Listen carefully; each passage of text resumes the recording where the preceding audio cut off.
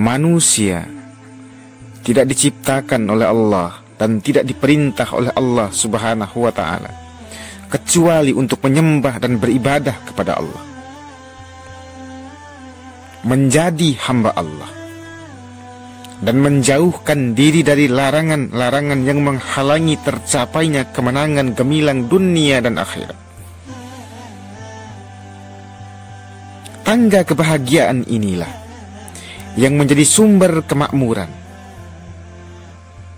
dan jalan kebaktian inilah yang mengangkat manusia ke tingkat keluhuran budi dan kemuliaan akhlak, hingga hatinya bisa mengendalikan nafsunya, akalnya senantiasa tunduk kepada Allah.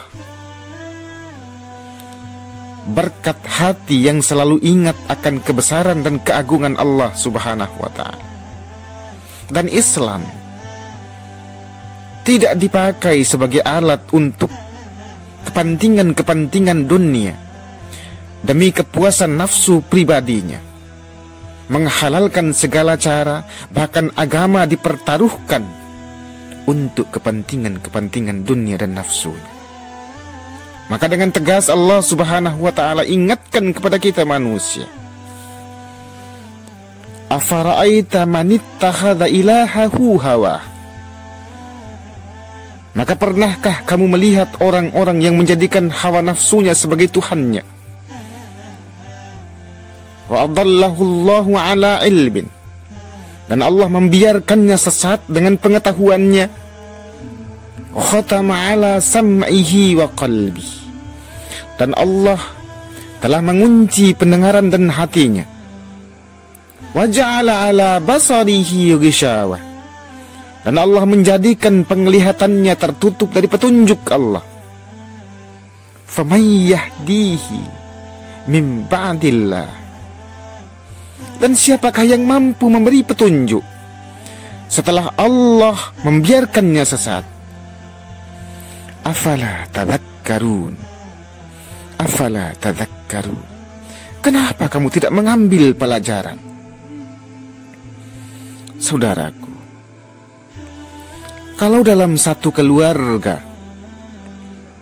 atau dalam satu daerah, atau bahkan dalam satu bangsa, penghuninya sengaja membiarkan hawa nafsunya berkuasa, nafsunya telah mengambil kendali atas hati dan akalnya, maka tanpa pertolongan Allah, binasalah, rusaklah keluarga itu, rusaklah daerah itu, dan rusaklah bangsa itu. Ketika hawa nafsu berkuasa, maka berhati-hatilah saudara. Disitulah celah bagi terbukanya pintu-pintu kemaksiatan. Disitulah celah bagi terbukanya pintu-pintu kejahatan. Dan disitulah celah bagi terbukanya pintu-pintu kesyirikan. Ibnu Qayyim pernah mengingatkan, ketahuilah bahwa nafsu tidak mencampuri sesuatu yang baik, melainkan akan merusaknya. Jika nafsu mencampuri ilmu, maka akan menghasilkan kesesatan. Jika nafsu mencampuri kejuhudan, maka ia akan menghasilkan riya dan sum'ah. Jika nafsu mencampuri hukum, maka akan menghasilkan kezaliman dan menghalangi kebenaran. Jika nafsu mencampuri harta, jika nafsu mencampuri pembagian-pembagian harta, maka akan menghasilkan ketidakadilan.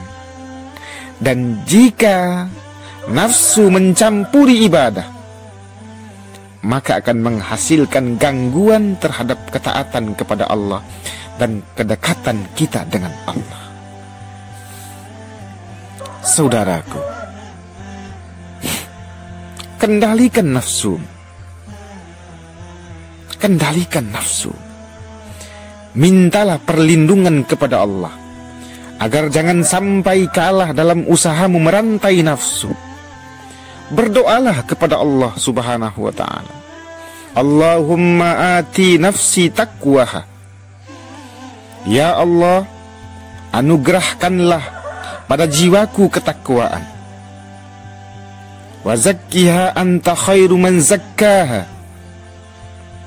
Dan sucikan jiwaku dengan ketakwaan itu. Anta waliyuha. Anta waliyuha. Engkaulah sebaik-baiknya yang mensucikan. Wa maulaha.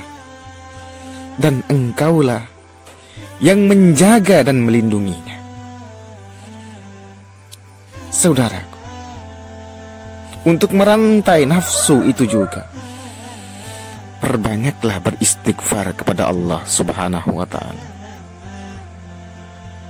Mohon ampunlah atas segala kesalahan dan dosa yang pernah kita lakukan.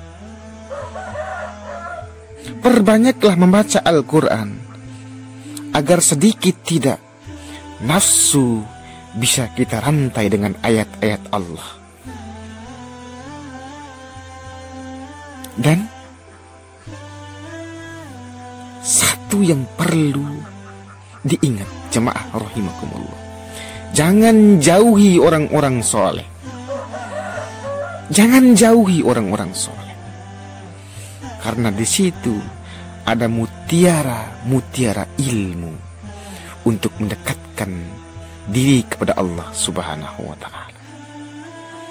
Dan bagi para pemuda dan pemudi, jaga pandangan. Jaga pandangan. Jaga kedekatanmu dengan lawan jenismu.